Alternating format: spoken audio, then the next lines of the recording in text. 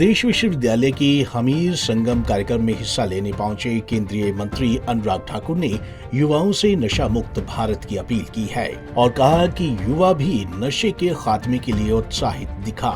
अगर युवा नशा ही नहीं करेगा तो नशे की तस्करी भी नहीं होगी और हिमाचल नशा मुक्त होगा। वहीं इस दौरान अनुराग ठाकुर ने कांग्रेस पर भी तल्ख निशाने साधी। अनुराग ठाकुर ने कहा कि प्रधानमंत्री नरेंद्र मोदी खेलों को बढ़ावा देकर नशा मुक्त भारत के निर्माण में लगे हैं और नशे के कारोबार से जुड़े लोगों के खिलाफ सख्त कार्रवाई की जा रही है। हर राज्य सरकार अगर नशे के खिलाफ सख्ती दिखाए तो नशा बेचने वालों पर शिकंजा आसानी से कसा जा सकता है। वहीं अनुराग ठाकुर ने युवाओं से 5 प्रण लेने के साथ किसी एक क्षेत्र जिसमें युवा बदलाव चाहते हैं उसमें अपनी भागीदारी सुनिश्चित करने की भी अपील की। और आज अगर हर युवा ये प्रण लेगा कि नशा मुक्त हिमाचल करना है तो सेवन करने वाला ही नहीं बचेगा तो बेचने वाला कहाँ जाए। तो मेरा हर परिवार से और सरकार से निवेदन है कि नशा मुक्त हिमाचल करने के लिए कदम आगे बढ़ाएं। प्रधानमंत्री मोदी जी खेलों को बढ़ावा दे रहे हैं। नशा मुक्त भारत करने की दिशा में हमारी सरकार कदम उठा रही है। नशा बेचने के खिलाफ कड़ी कार्रवाई चल रही है। जब राज्य की सरकारें भी उचित कदम उठाएंगी तो निश्चित तौर पर हम बेचने वाले किंग पिन से लेकर छोटे छोटे इनके डीलर्स तक भी पहुंच पाएंगे। वहीं केंद्रीय मंत्री अनुराग ठाकुर ने विपक्षी कांग्रेस पर तीखे हमले करते हुए कहा कि कांग्रेस पार्टी का इतिहास दंगों से जुड़ा है और इनके नेता दंगा होने के बाद जिस तरह की टिप्पणियां करते रहे हैं वह सबके सामने है। कांग्रेस पार्टी केवल तुष्टीकरण की राजनीति करती है जबकि प्रधानमंत्री नरेंद्र मोदी दंगों को रोकने में कामयाब हुए हैं। वहीं भाजपा शासित राज्यों में भी गुजरात और उत्तर प्रदेश में अब कोई दंगा नहीं होता।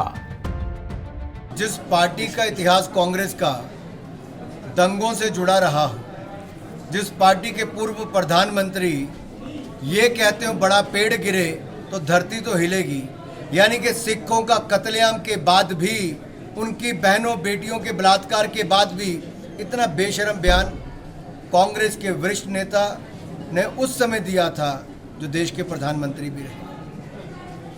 उनके बाकी नेताओं से आप क्या अपेक्षा करते हैं? और दुर्भाग्य ये है जिस पार्टी की सरकारों एक के बाद नहीं अनेकों के सरकारों के दौरान दंगे होते रहे और दंगा मुक्त अगर किसी ने करने का काम किया और सबका साथ, सबका विकास, सबका विश्वास, सबका प्रयास मूल मंत्र के साथ काम किया है तो नरेंद्र मोदी जी की सरकार ने किया है। दूसरा, हमारी राज्य की सरकारें देखिए, मोदी जी ने गुजरात में भी दंगा मुक्त किया, देश में भी, योगी जी ने उत्तर प्रदेश में भी दंगा मुक्त किया। ये भारतीय जनता पार्टी जो समाज के सभी वर्गों को साथ में लेकर चलती है, कांग्रेस तो केवल तुष्टीकरण की राजनीति तक अपने आप को सीमित रखती। वहीं राजस्थान में कांग्रेस सरकार में आपसी खींचतान और विरोधाभास को लेकर अनुराग ठाकुर ने कहा कि 5 साल राजस्थान सरकार भ्रष्टाचार में डूबी रही। हर भर्ती में फर्जीवाड़ा हुआ, पेपर 5 साल तक लीक होते रहे।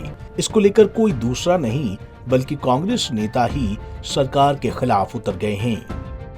पर सच्चाई है कि कांग्रेस में जो भ्रष्ट शासन राजस्थान में दिया है उसकी बातें कोई और नहीं, कांग्रेस के स्वयं लोग कर रहे हैं। कोई पेपर ऐसा नहीं हो जो लीक ना हुआ हो, कोई नौकरी ऐसी नहीं जो घोटाले के बिना ना मिली हो, भ्रष्टाचार के बिना ना मिली हो।